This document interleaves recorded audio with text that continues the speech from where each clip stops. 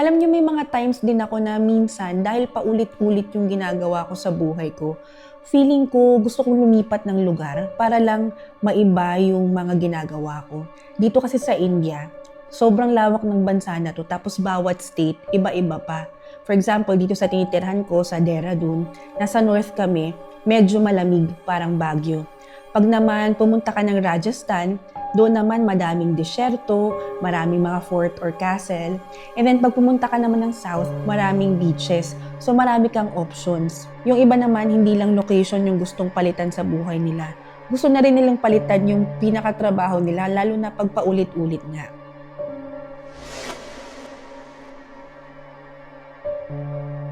Story time tungkol sa isang dayo na napadpad sa lumang minahan dito sa India. Pinalitan natin yung pangalan ng mga characters for the purpose of the story at para mas madali tayong makarelate ng mga Filipino. Bago tayo magsimula, kumuha ka muna ng inumin mo, sa akin kape. Yung may-ari ng story na to ay si Ton, hindi niya tunay na pangalan. Nakatira siya sa Delhi. Siguro napanood niyo na sa mga Bollywood movies na napakabilis ng buhay sa Delhi. Delhi ang capital ng India, kaya naman hindi na nakakapagtaka na mabilis ang buhay dito. Sa loob ng 2 dekada, dito nakatira at nagtrabaho si Ton. Katulad ng ibang tao na nakatira sa city, yung trabaho ni Ton ay sobrang stressful tapos mababa pa yung sahod. Kaya ito na rin yung tumulak sa kanya na magdesisyon na lumipat ng ibang lugar at baguhin yung buhay niya. Ulila na si Ton, wala na siyang ibang pamilya, kaya naisip niya na wala naman sigurong mawawala sa kanya kung bitawan niya itong buhay niya sa Delhi at hanapin kung ano man yung buhay na naghihintay sa kanya sa ibang lugar. Dahil nga matagal na rin siya nakatira sa city, naisip niya naman na tumira sa mga bundok. Ang pinakamalapit na madaling mapuntahan ni Ton ay sa Uttarakhand, sa Mussoorie. Yung Mussoorie, mga nasa 6 to 7 hours siyang drive from Delhi.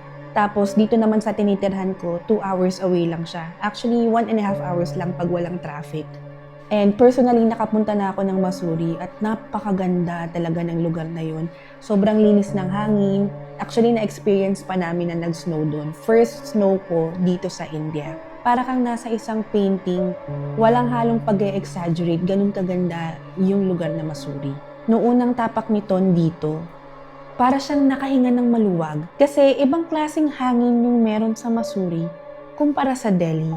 Nag-book siya ng isang kwarto para makapaglibot-libot siya sa lugar na to dahil first time niyang pumunta sa Mussoorie. At nung habang naglalakad-lakad siya, napansin niya na hindi rin pala ganun ka-peaceful yung lugar na napuntahan niya. Dahil nga maraming mga turista na pumupunta dito araw-araw, linggo-linggo, para din siyang nasa Delhi dahil sa ingay.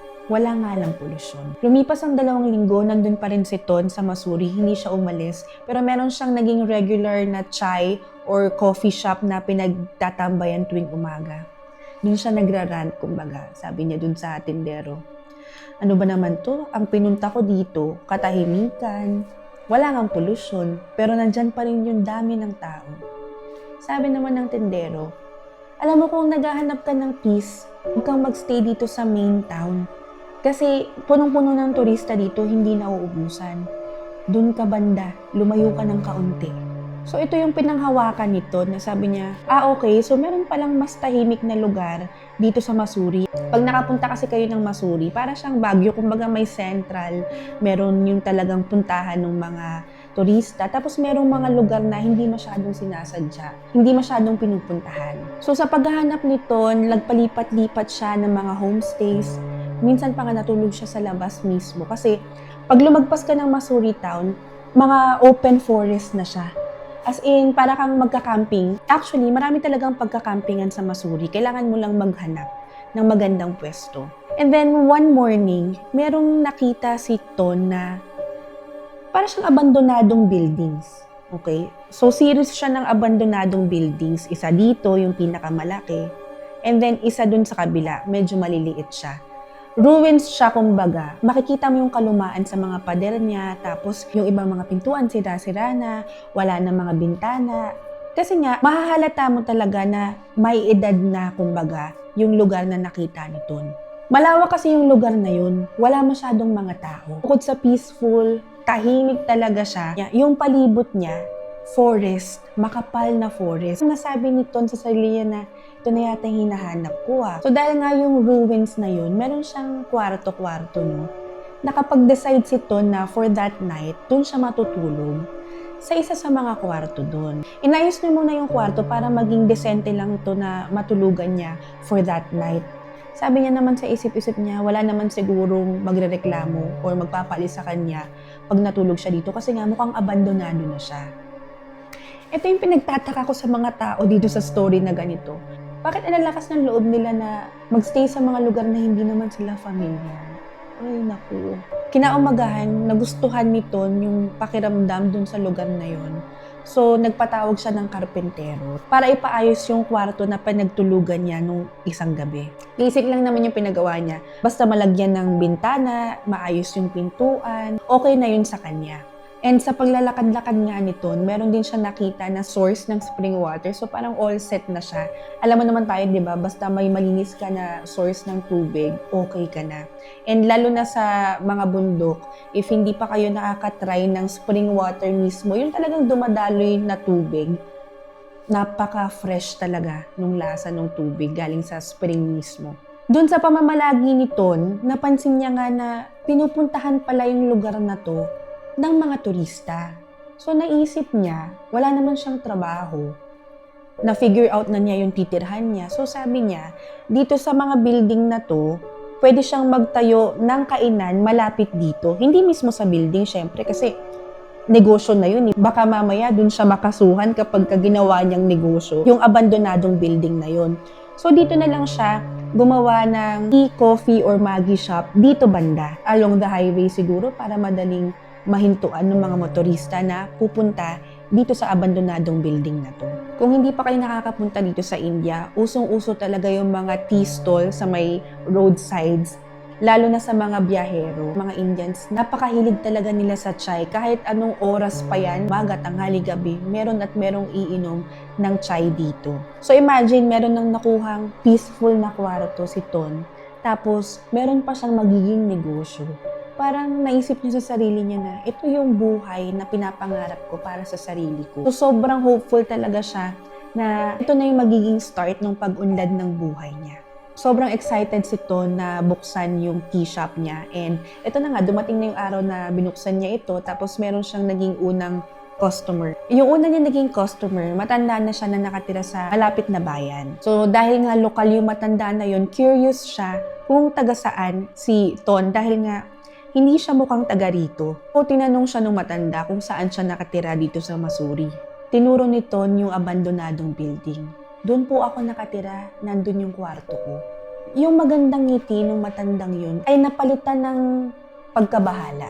Kaya parang nagtaka din si Ton na, hala baka ito yung may-ari ng abandonadong building na yun. Mukhang mapapaalis na ako. Umalis ka sa building na yun at maghanap ka ng ibang lugar na matutuluyan. Yung mukha niya sobrang seryoso. So si Ton, sa isip-isip niya, wala. Ito na nga siguro yung uno. Para masigurado niya yung dahilan kung bakit siya pinapaalis ng matanda, tinanong niya kung ano pong dahilan kung bakit niyo ako pinapaalis sa abandonadong building na yun. Marami ng mga nangyaring kababalaghan sa lugar na yun at sa paligid nun. Alam mo ba kung anong nangyari dyan noon bago mo napagdesisyonan na tumira dyan? Dating minahan yan. At yung tinitirhan mo ay isa sa mga offices nila. Yung minahan, nasa baba. At maraming mga namatay doon yung sa mismong minahan noong 1968. Natabunan sila ng buhay. Wala ka bang naramdaman na kakaiba nung tumira ka dyan? Yung mga spirito nagpaparamdam doon sa minahan mismo. Hindi na tinapos nung matanda yung kanyang kinakain at umalis na siya. Para bang ayaw niyang ma-associate kay Ton. Siyempre kahit sino matatakot, so doon pa lang nagsimulang magtanong-tanong si Ton tungkol sa abandonadong building na yun. Bakit naman kasi late siya nagtanong-tanong? Sinong matinong tao ang maggugusto na tumira sa lugar na hindi mo naman alam kung ano yung history nito? At sa pagtatanong-tanong nga ni Ton, doon niya nalaman na merong aksidenteng naganap noong 1968 na nag-cause ng landslide doon sa minahan at kumitil sa buhay ng 38 na minero at nalibing sila ng buhay sa minahan. Noong 1988, tinigil na talaga yung operasyon ng minahan na ito, naipasara na. Pero after that, marami pa ring mga unfortunate events na naganap dito at sa paligid nito. Merong tao na kumitil ng sarili nilang buhay doon. Meron ding naganap na krimen, may helicopter crash din, at iba pang mga aksidente na sinasabi ng mga locals marahil connected sa evil spirit na nakapaloob doon sa minahan at sa abandonadong building na to. Lumipas yung mga araw, wala namang nagparamdam kay Ton, kaya sabi niya sa sarili niya, itong mga lokal na to, gawa-gawa lang din ng storya para lang siguro walang tumira dito sa abandonadong building na to or gusto lang siguro nilang manakot. Kaya nawala na yung worry kumbaga ni Ton, nabawasan yung anxiety niya, yung iniisip niya na kailangan niyang lisanin yung lugar na to, tapos bibitawan niya pa yung munting negosyo na nasimulan niya. Pero dahil nga wala naman nangyari, mas nadagdagan yung confidence niya na magstay. Isang umaga habang kumakain si Ton ng breakfast niya, nandun siya sa parang lobby kumbaga nung abandonadong building. Ang laki ng property pero open siya. Hindi naman niya pinagawa yung buong building, yung kwarto niya lang. So, doon siya kumakain sa labas and pag nandun siya sa labas, yung sinag ng araw dahil nga walang mga bintana, pumapasok talaga siya sa loob ng abandonadong building. Dito sa India, napansin ko marami silang mga crows dito. Crows in Tagalog, uwak, yung mga itim na ibon na maiingay. Sa Delhi, marami. Sa Visakhapatnam, kasi tumira din kami doon sa South India, maraming uwak. So, nung araw na yun, nung umaga na yun, napansin ni Ton na isa-isang pumapasok yung uwak doon sa loob ng abandonadong building habang kumakain siya. Di hinayaan niya lang kasi isa, dalawang uwak lang naman, okay lang, hindi naman siya iniistorbo sa pagkain. Padami ng padami yung uwak. Tapos, palapit sila ng palapit kay Ton. Para silang pasugod kay Ton. Nabitawan ni Ton yung plato niya dahil nga dumami na sila, tapos pasugod sila sa kanya. So, natakot siya kaya nabitawan niya yung plate niya, tapos pumasok na siya dun sa kwarto niya. Yun yung first weird encounter niya sa lugar na to. And ang nakakapagtaka kasi, sabi ko nga sa inyo, maraming uwak dito sa India. Ngayon lang nakakita din si Ton na ganun yung behavior ng mga uwak para bang susugod. Usually naman, yung mga uwak, pag sinumo, naman sila lumalapit kagad sa mga tao. Kinagabihan ng araw na yun, doon na nag-start yung mga kababalaghan na hindi inaasahan ni Ton. Akala niya nga kasi, di ba, wala siyang mararanasan na katulad ng mga kinukwento ng mga locals. Patulog na si Ton nang biglang may kumatok sa kwarto niya. Wala naman siyang ine-expect na tao. Wala namang nagpupunta sa abandonadong building na yun tuwing gabi. Pagbukas ni Ton, walang tao. So sa isip-isip ni Ton, siguro merong nanloloko sa kanya na isa sa mga lokal para lang mapatunayan na tama sila. Meron naman talagang kababalagan na nangyayari dito sa abandonadong building na to.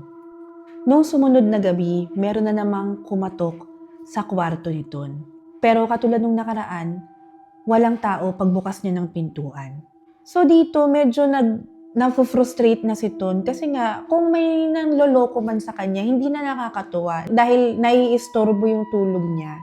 At the same time, kahit papano nadadagdagan din yung anxiety niya, di ba? Hanggang sa nag-build up na yung mga nakakatakot na pangyayari. Mula sa pagkatok sa pintuan, meron naman siyang narinig na mga yabag ng paa sa labas ng kwarto niya. Yung yabag ng mga paa, sa una mabagal, biglang bibilis, na para bang hindi mapakali yung naglalakad, parang may hinahabol, nagmamadali, tapos babagal na naman, hihinahon at mawawala. Matapos yung mga tunog ng footsteps sa labas ng kwarto ni Ton, meron din siyang narinig na ingay nung pala. Alam niyo yung tunog ng pala pag hinihila mo siya sa sahig? Ganun yung tunog niya. Yung para bang meron pa ring minero na nagtatrabaho nung oras na yun. Sarado na nga ilang taon yung minahan, di ba? So, saan manggagaling yun? Isang gabi, nagstay si Ton sa labas ng kwarto niya. Sa labas ng building. may nakita siyang ilaw sa may forest banda. Para siyang flashlight. Ang nakakapagtaka, imposibleng magkaroon ng ilaw doon sa makapal na forest na yun dahil walang residente sa forest na yun na nakapalibot sa abandonadong building. Dahil dating ang minahan yung bandang lugar na yun at the same time, makapal lang siya na forest. So ang most likely na meron doon ay wildlife, mga leopards, pero walang tao. Itong sumunod na buwan, nagkaroon naman ng aksidente malapit sa may minahan na kumitil ng 2 buhay. So dito sa mga unfortunate events na to, sa mga kababalaghan na na-experience nito, parang nako-convince na siya na, oo nga, tama yung mga locals. Meron talagang hindi magandang spirit sa abandonadong building na to.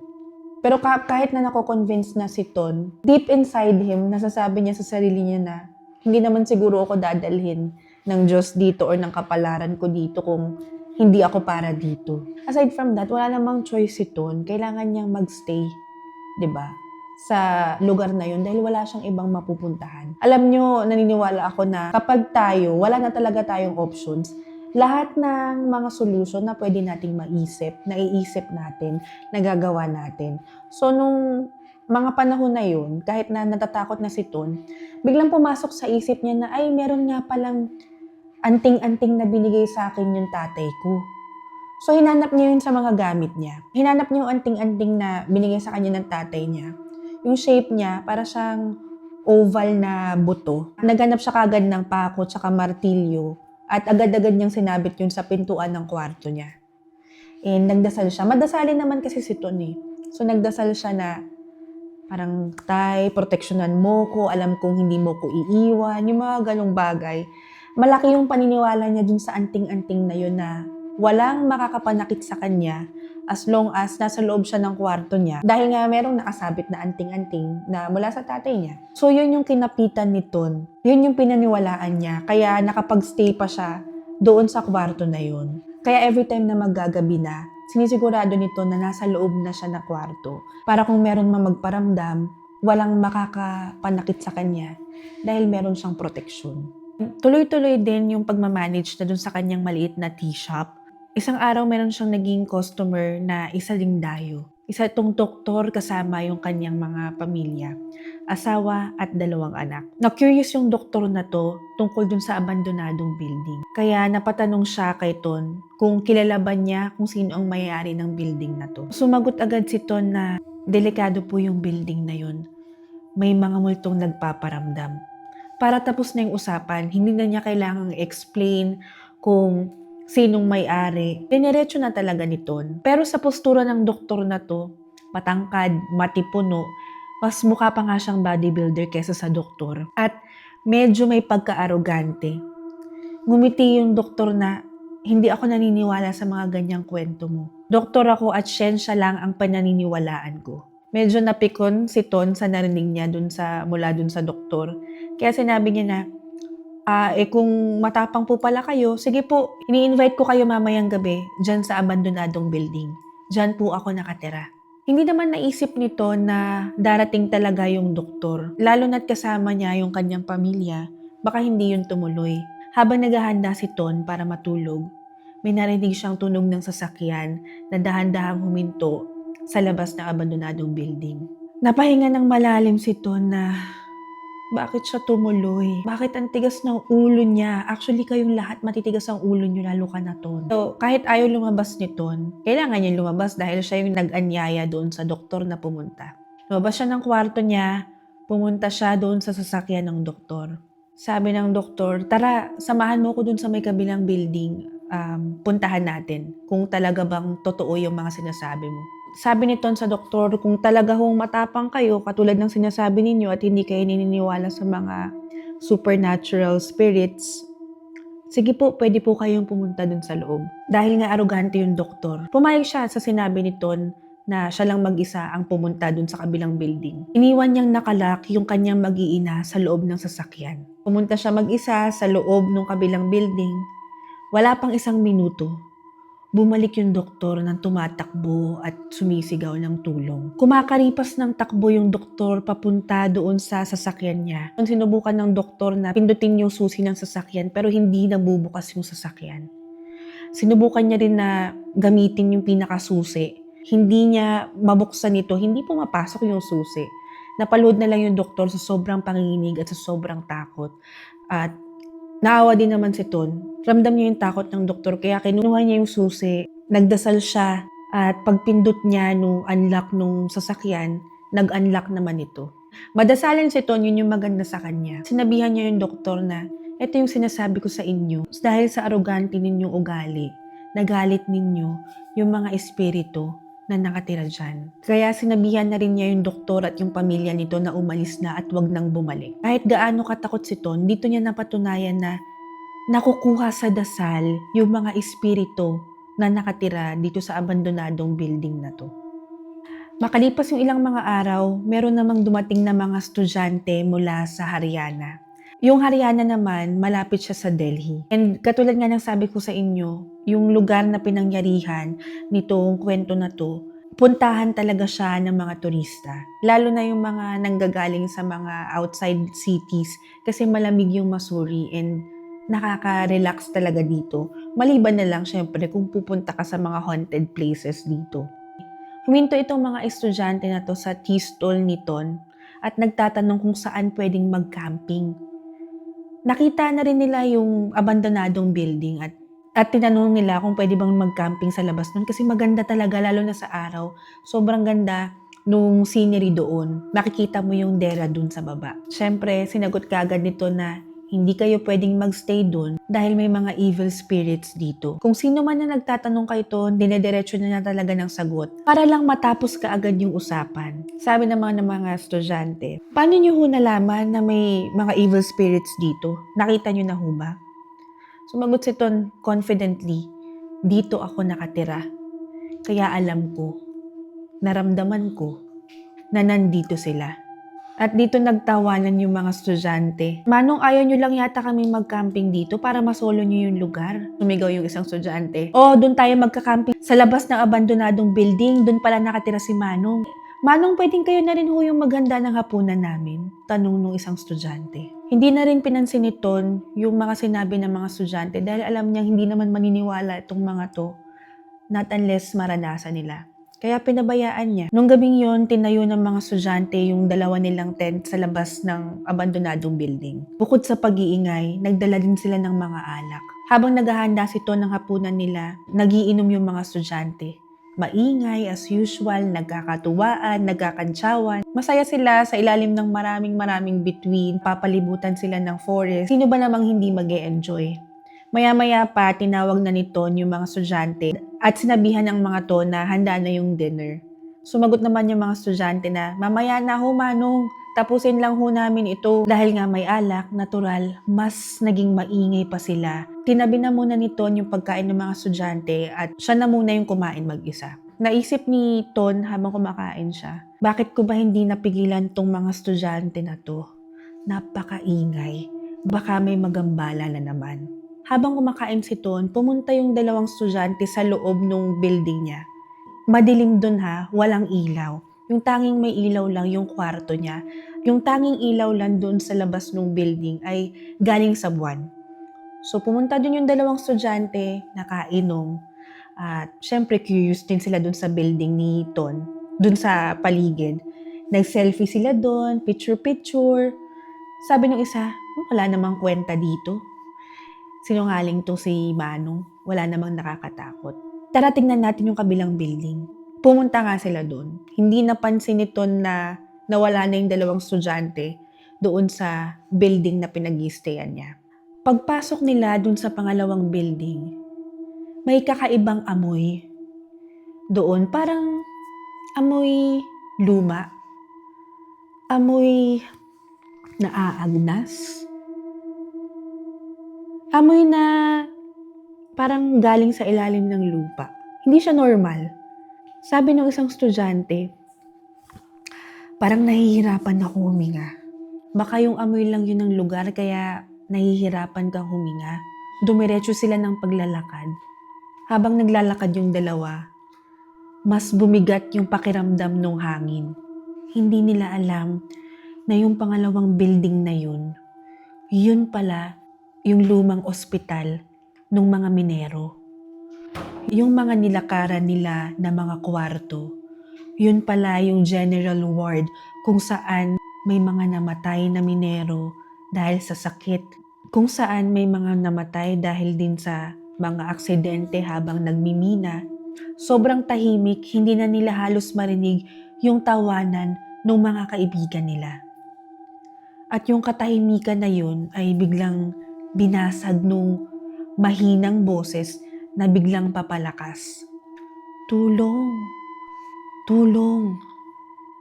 Tulong! Palakas ng palakas. Madaming boses ang narinig nila, hindi lang mula sa isang tao.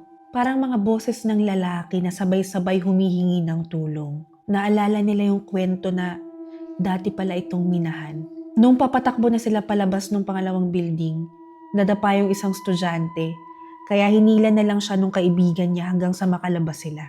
Nakalabas yung dalawang estudyante at tumakbo sila ng mabilis papunta sa mga kaibigan nila. Di sila makapagsalita ng maayos. May multo. Yung mga kaibigan naman nila na naiwan dun sa may tent, nagtawanan. Dahil akala nila, niloloko lang sila ng dalawang kaibigan nila para matakot din sila. Sinubukang i-explain ng isa sa mga estudyante na nakarinig doon sa mga boses na yun, pero halos hindi siya makapagsalita, halos mautal siya.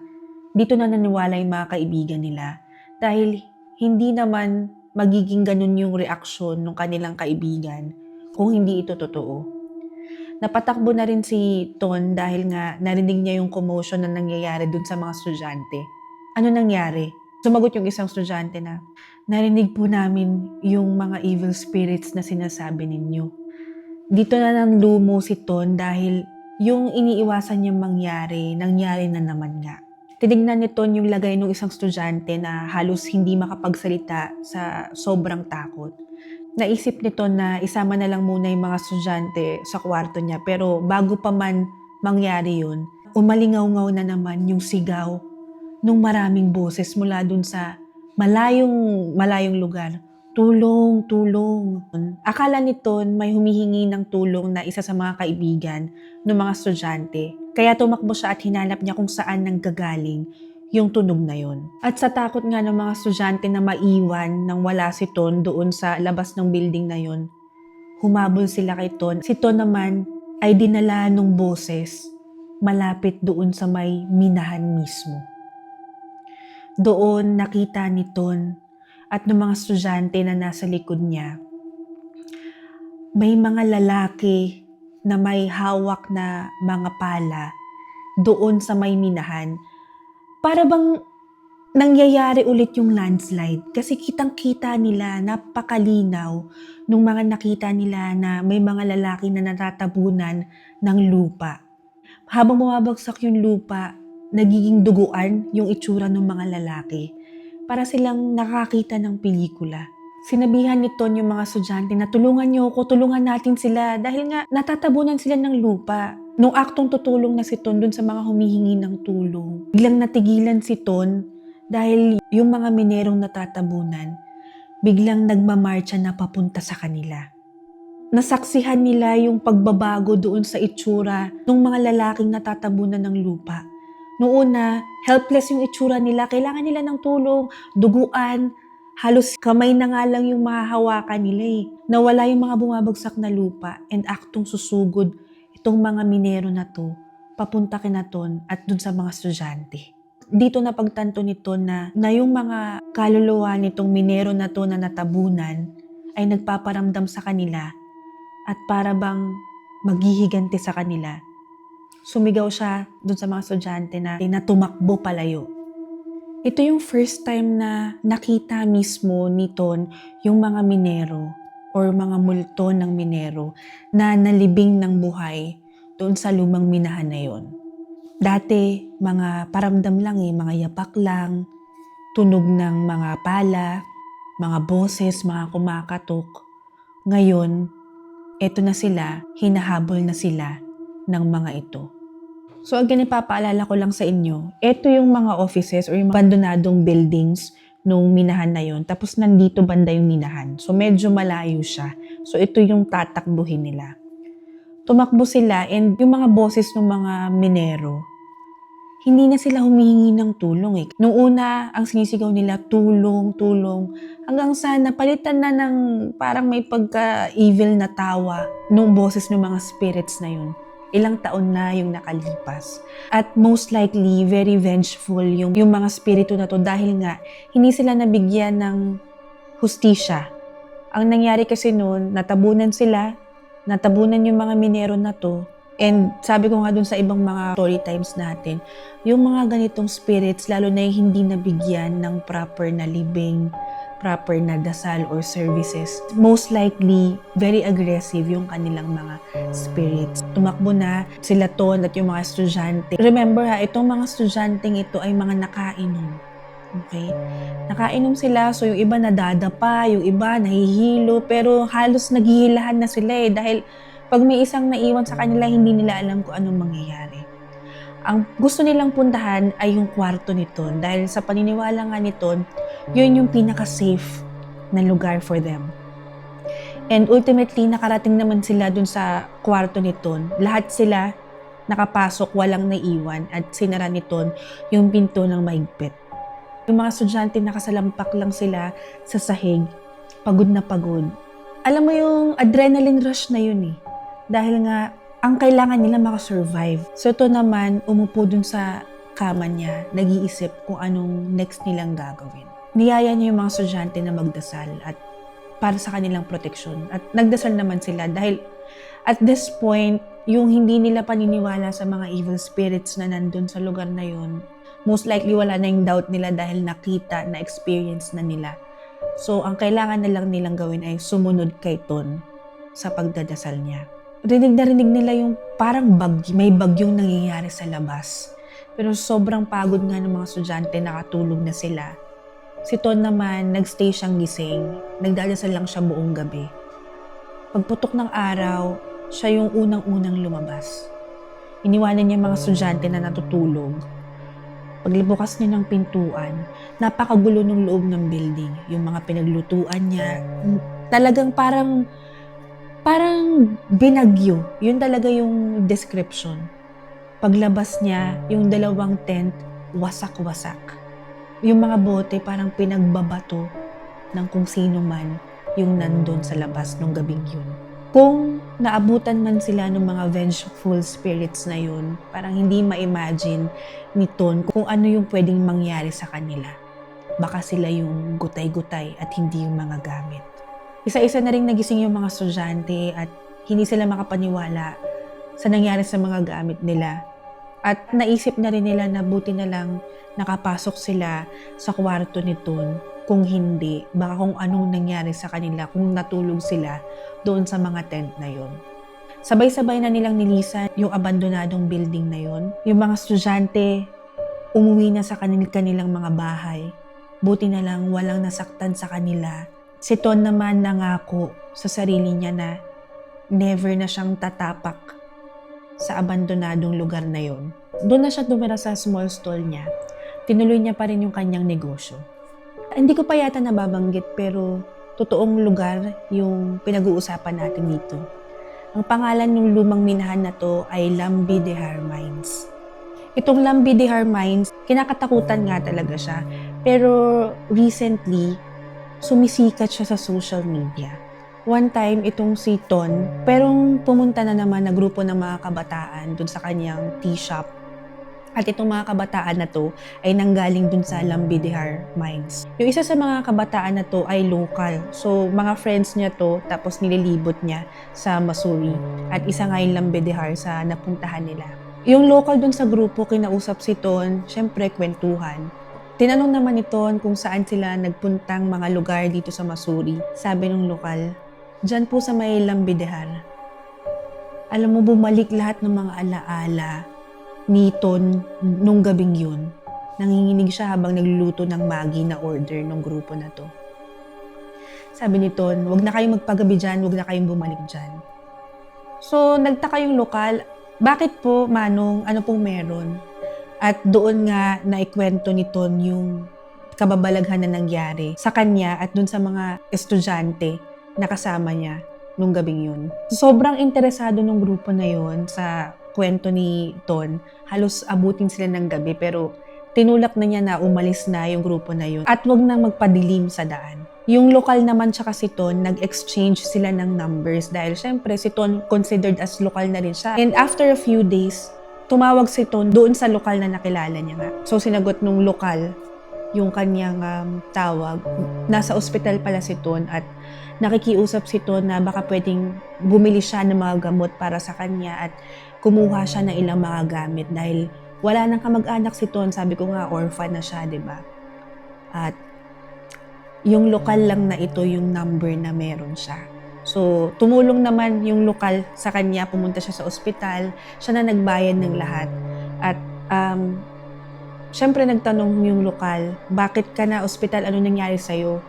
Na-disgrasya pala si Ton dahil yung tuta na inaalagaan niya, isang araw biglang nawala. And hinanap na niya ng hinanap sa mga lugar na pwede niyang makita yung tuta niya. No? Isang lugar na lang yung hindi niya pa napupuntahan. And yun yung Lambidehar. So, no choice siya. Yung tuta lang na yun yung meron siya. Kaya sumakay siya ng motor niya, nakapundar na siya ng motor, di ba? Sumakay siya ng motor niya at pumunta siya ng Lambidehar. At pagbalik niya doon, meron ka agad siyang naamoy. Naamoy niya agad yung kakaibang amoy na parang out of this world, parang galing sa lupa. Kahit gusto niya pang puntahan kung nandun man yung tuta niya, hindi na siya nakapunta dahil alam na niya na isa tong indication na may hindi magandang mangyayari sa kanya. So, kakarating niya pa lang doon, pag amoy niya, sumakay ulit siya ng motor niya at nag-drive siya ng mabilis. So, yung road naman doon, hindi siya lubak-lubak. Maganda yung road na yun, pero naramdaman niya na papaalis pa lang siya, may bumuhat sa motor niya at hinagis siya at dun siya na-aksidente. After a few days, magaling na si Ton.